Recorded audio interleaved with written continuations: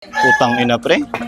Yung kalaro mo kagabi, angat naman talaga sa'yo. Hingyan mo naman ng magandang partida. Eh, magbibigay naman yun kasi lagay ka naman sa talo. Murder naman yung, laro nyo eh. Wala kang panalo sa parehas dun. Eh, alam mo naman kasi, kaya ko naman yun. Sadyang minamalas lang ako. Eh, yung malas at buenas, kasali na yun sa laro. Pero nanonood ako eh. Eh, kitang-kita ko talaga. Bilang kaibigan, nag-a-advise ako sa'yo. Malayo ka kasi napapanood ko yung laro nyo. Wala, malayo ka sa tirahan, sa ubusan, sa depensa. Wala talaga. Talo ka, huwag ka sanang magalit. Oh, kita mo na. Ano yan, pinabalik mo dito?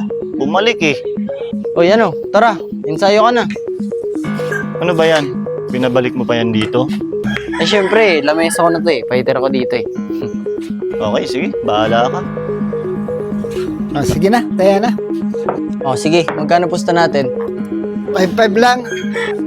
Oh, pre, magkano ka? Wala muna siguro. Pusaw ka gabi. Good luck na lang. Oh, sige. Ay, mag-spotter ka na lang tuloy.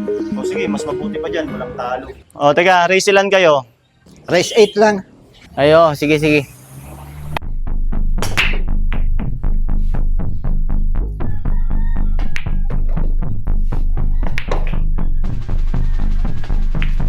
Oh, 1-0.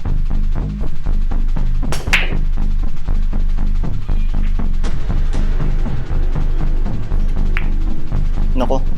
Nako. Oh, Paul 1.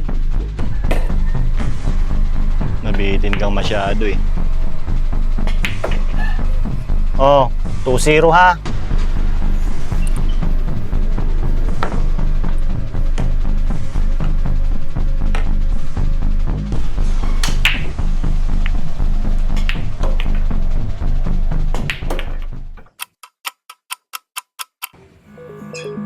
Oh, 7-0.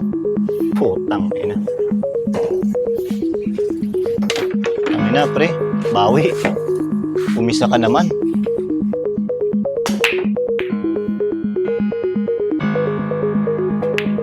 Nako, wala na to. Awit, wala talagang panalo.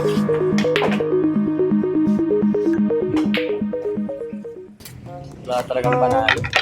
Mabuti, alam mo. Sa tingin mo kaya, pre, 8-10? Gawin mo ng 17, yun din lang naman. 0 ka na nga eh. Butit na isipan mo rin humingi ng partida eh, no? Kanina, napakatapang mo eh. Sobra ka sa pagiging fighter eh. Ay, akala ko kasi pre, kaya ko eh. Isipin mo, nakalamesa na ako eh. Eh yun na nga, nakakalamesa ka. Kahit pa sabihin nating nakakalamesa ka, eh talagang sadyang lamang sa iyo yung kalaban mo eh. Eh, talagang nasobrahan ka sa pagiging fighter eh. Pero wala, pera mo yan. Eh ginusto mo yan. Pinagsabihan na kita. Bilang kaibigan, di ako sa'yo nagkulang sa pagpapaalala. Eh, hindi naman sa pinahihina ko ang loob mo ah. Pero sadyang lamang talaga sa'yo eh. Wala kang panalo. Para kang nagtatapundo ng pera. Ginagawa kang palabigasan eh. Isipin mo ha, isipin mo. Dinayo ka. 2 lang sila. Oh, kita mo na. Doon pala hindi ka na nag-isip. Inumaga na naman tayo ng walang napala. Oh, di bale. Yung pinag-ispateran ko 500, hati na lang tayo dun.